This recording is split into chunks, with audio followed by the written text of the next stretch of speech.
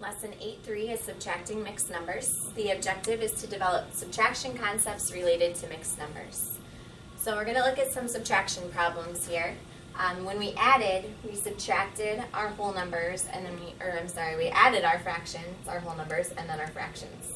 Okay, when we subtract, we need to look at our fractions first, because sometimes we're going to have to borrow from the whole number, just like when we borrow in regular subtraction. Okay, so let's take a look here. We've got common denominators. You always need to have common denominators when you add and subtract fractions.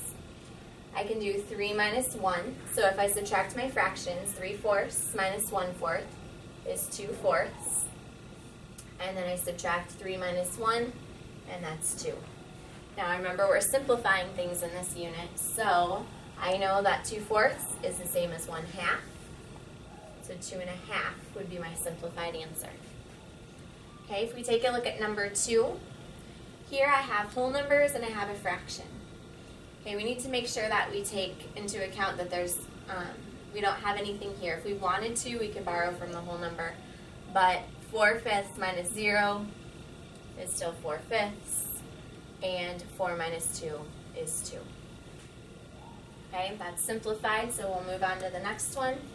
Got my common denominators. 5 minus 2 is 3. 6. 7 minus 2 is 5. Again, I know 3/6 is the same as 1/2. So 5.5 would be my simplified answer.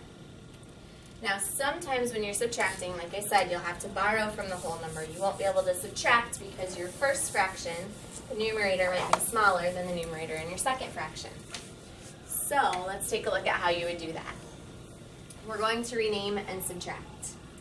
So there's some examples up here. 4, 5, 6, and 7 are going to show you how you could do this. Okay, if I have 5 and 1/4, and I want to borrow from the whole number, I'm going to cross off at 5, and it's going to become 1 less, so it'll be 4. I'm going to add 1 whole onto this. So since I have fourths, 1 whole would be 4/4. Okay, because that's equal to 1. So if I add my 4/4 on, I really only need to change my numerator because we know that with common denominators it'll stay the same. So this is going to become a 5. And so my answer, what it's equal to, is 5, 4, and 5/4. Okay, if we take a look at 6, we can borrow from the 6. The 6 will become a 5. That's what they're showing you right here. And we're dealing with thirds. So how many thirds would it be? It'd be 3/3 because we didn't have our thirds up there before. Okay? You're going to use this when you get down here. Let's take a look at number 10. Okay, when we get down to number 10, remember when we subtract, we want to have our common denominators. We want to take a look at our numerators. Now if I have 1, I can't take 3 away from that. So I'm going to borrow from the 7. The 7 becomes a 6. I'm working with fourths, so I need to add on my whole, which would be 4/4. This will become a 5 now. So I have 6 and 5/4 minus 3 and 3/4. Okay, I'm going to subtract my fractions. I have 5/4 minus 3/4, that's 2/4.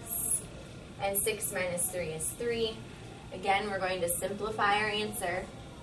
So I know that 2/4 is the same as 1/2. Remember, if I'm not sure, I know that 2 and 4 are both divisible by 2. So I can divide it out. And I would get 3.5. Okay, let's look at how to do that one more time. Take a look at number 11. I have 4 and 5/8 minus 3 and 7/8. Look at my numerators. I've got my common denominators. We can't forget about that. I have my numerator. So 5 minus 7 won't work. I need to borrow. This will become a 3. I'm working with eighths this time, so I have to add on 8/8. That's my whole. So 5 plus 8 is 13/8 now. 13 minus 7 is 6. So I have 6/8 for my fraction. And then 3 minus 3 we know is 0. So really I just have 6/8. If I want to simplify that, I know that I can divide both the top and the bottom by 2. So I would get 3/4 as my simplified answer.